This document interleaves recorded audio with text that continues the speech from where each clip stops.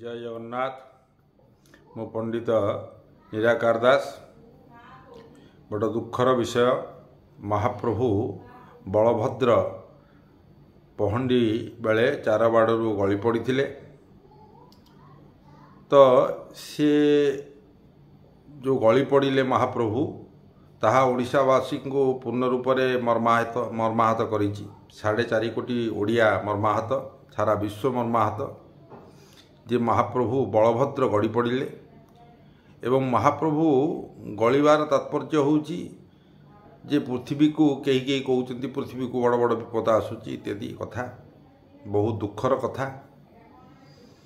तो एथिपाई दायी किए? एथिपाई दायी सेवायत। सेवायत माने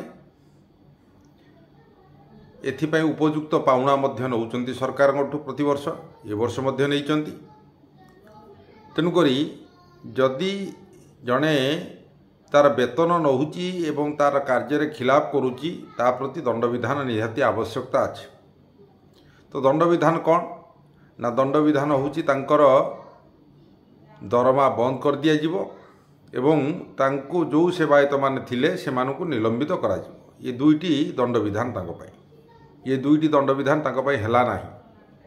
जदि न हेला तो आउ गोटे दुखर विषय आम दृष्टिगोचर को आसिला वर्तमान जे महाप्रभु नंदीघोष रथरे, नंदीघोष रथ आ नंदीघोष नाम ना, सेठू नंदीघोष रथरे दयिता निजोग रथ बोली कर दिया जाइछि।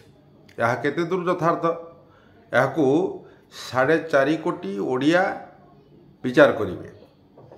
तो 4.5 कोटी ओडिया एथिपाई मर्माहत जे नंदीघोष रथरे दयितापति निजोग लिखिबापी तुमको सत्साहस देला किए एवं कहार प्रोत्साहन तुम सेठी ये साइन बोर्ड को लिखिल बा देल लिखि मारिल। प्रशासन देखुचंती, नेता मंत्री समस्ते देखुचंती। यह कौन आम ओडियार अस्मिता? यह कौन आम जगन्नाथ प्रति अस्मिता? आजिर सरकार जो अस्मिता कथा कहउचंती ओडिया मानक पई, यह केते दूर यथार्थ?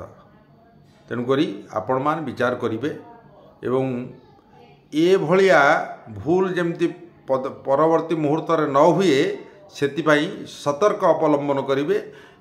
एथि निमंते सारा ओडिशावासी आपण मानक विनम्र प्रार्थना करुचंती। जय जगन्नाथ।